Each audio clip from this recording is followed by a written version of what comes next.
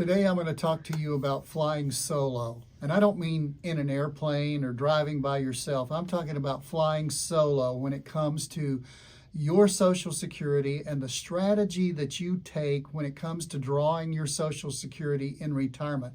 You're on your own. What do?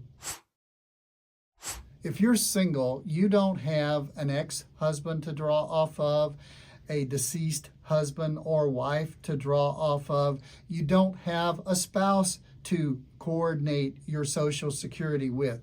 You are literally on your own. I like to refer to it as the yo-yo plan. I mean, you're on your own. So what do?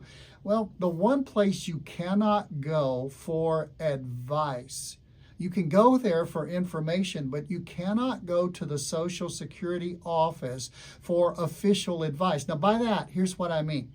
They're not going to sit down and say, "Ooh, you're single. How can we help you? You have this choice that married people don't have. You have this choice that other people, if they've been divorced or if they've been widowed, they have that you don't have." You're not going to be given your options. What we do at Mosley Wealth Management, all of our advisors train through the National Social Security Advisors Association, and we train with them so that we know what we're talking about when it comes to Social Security. Whether you're married, whether you're divorced, whether you're widowed, or whether you're like you who are probably watching this podcast and you are single. Let me give you some help. The first thing you need to realize if you're single is timing is really crucial for you because you are by yourself. Now, if you're married, you can play off the timing. Maybe you turn on both Social Securities. If you're divorced, maybe you turn on yours or you play off of an ex-partner's Social Security. If you're widowed, maybe you can turn on a survivor benefit and then turn on yours at a later date. If you're single, hey, I don't have to tell you anything new. If you're single and you've been single all your life, you're out there on your own rowing the boat. I mean, when you row on this side, there's nobody on the other side. You've got to take the row and go back to the other side. Same thing is true with timing on Social Security. Taking that Social Security at the right time is even more pertinent for you because if you make a mistake, you are on your own and you only have one paddle. So, second thing I would bring up, it might be more advantageous to you, all other things being equal, for you to wait as long as you can to turn on your Social Security, even possibly until the age of 70. Because from 62 to 70, your Social Security payout amount goes up 8% every single year. Particularly if you're working and you're under your full retirement age, you've got some limits. In 2025, you've got a limit of $23,400 that you can make. Otherwise, every $2 over that, you've got to pay back $1 of Social Security. So you really want to be careful for that one if you're single. So it's really important that you consider at least delaying the turn on of your Social Security, particularly to after full retirement age, but possibly even up until age 70, because the longer you wait, the more you get. Let me say it again. The longer you wait, the more you get. What's the negative? The longer you wait, if you wait a year, that's one less year at the end.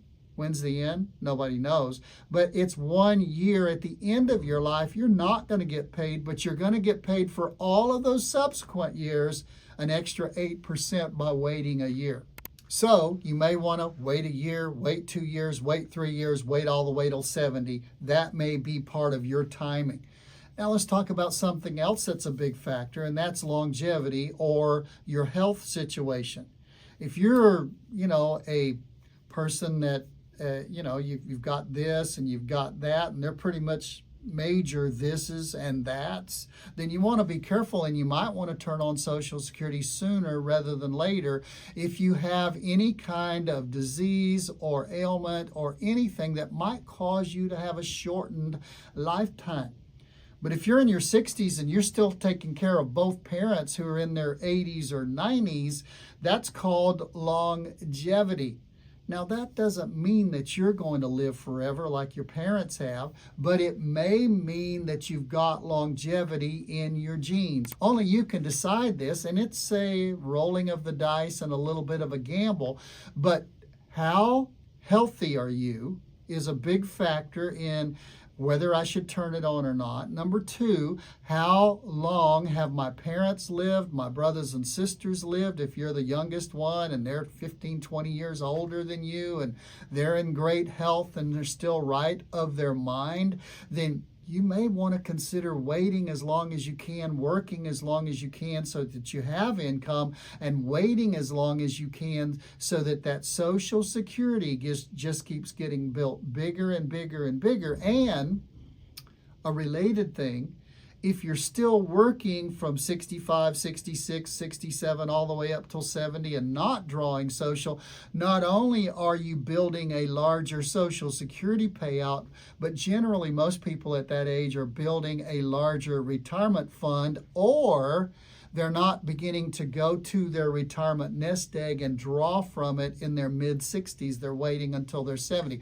All of those are positive if longevity's in your genes or you're really, really healthy. Who would have thought that being healthy or living a long time could be a potential financial negative? But here we are. Another thing to consider, taxes. Now, if you're single and you've been single most of your life or all of your life, you know what I'm talking about. You've lived with those filing single tax brackets, and you've not been able to get those larger numbers and those larger amounts in those brackets of 22% or 12% as the married filing jointly people qualify for. So you've faced this all along. Well, guess what? You're going to face taxes on Social Security as well, and you're going to face larger taxes sooner because of the tax brackets for single people. Now, this is a punch that you can not avoid, but you can at least know it's coming and be ready for it, because in retirement, those amounts for single people where you push your Social Security into that taxable level at 85% according to your regular rate, you may suffer taxes sooner on Social Security because you are single. It's just out there. It's the way the rules are. You just got to know the rules, and you got to have somebody maybe help you negotiate that so that you know what they are before you find yourself in the middle of all of them. So, do you want to go claim early just because of fear? Then you need that extra money, and maybe a lot of people say, well, I want that extra money so I can put it away and save for retirement. If you're going to live a long time and you're pretty healthy, you really and you're going to face taxes on that Social Security if you take it earlier, and it's going to drive you even into a higher income tax bracket. Maybe claiming early is not the way to go, but I'll tell you what is the way to go. You need a plan. And that plan, though Social Security is a monumental part of what you're going to have for income in retirement, Social Security is not all there is if you're single. You probably have a nest egg. That nest egg is an IRA or a 401k or an inheritance. And all of these other things that you might have to be considered. I've said it before that Social Security is like the rim of the puzzle. You need to sort of get that in place. But there's a lot, you get that rim in place and it's not time to quit. You've got all these pieces that still need to go together in your plan. Same way with a retirement plan. You need someone to help you, because most people are retiring for the first time. Hey, this is the first time you've ever been in the 60s, okay? And so you're retiring for the first time. Maybe you need to walk through it with somebody else who can give you some guidance and say, let's not only build a Social Security plan around the rim of your income in retirement, let's build a retirement blueprint, is what we call it, so that all of your things fit together. And you might find out, because you have all of these other things, you might be able to wait on turning on your Social Security. And it might be best for you to wait because of taxes, income, all these other things till you're 70 and get that larger amount of Social Security. We want you to be secure. We want you to be a member of what we call the Swan Club, to be able to sleep well at night. And if you're not sleeping well at night, there's nobody to turn to if you're single. You're out there by yourself. Let's talk. We want to help you if we possibly can. Hey, I hope this was helpful. If you want to see more about how we help our clients, go to our website, www.𝗦𝗲𝗋𝗿𝗔𝗔.com. That's MOSLEY wealthmanagement.com. And be sure to like, share, subscribe to our channel so you'll get reminders every week when we come out with new programs. And if you want more information about what we've talked about today, go here for a more in-depth video. I'm Tom Mosley, founder of Mosley Wealth Management, where I promise you every single week, if you'll give me 8 to 10 minutes, I'll do my best to increase your financial knowledge and help you ease into retirement.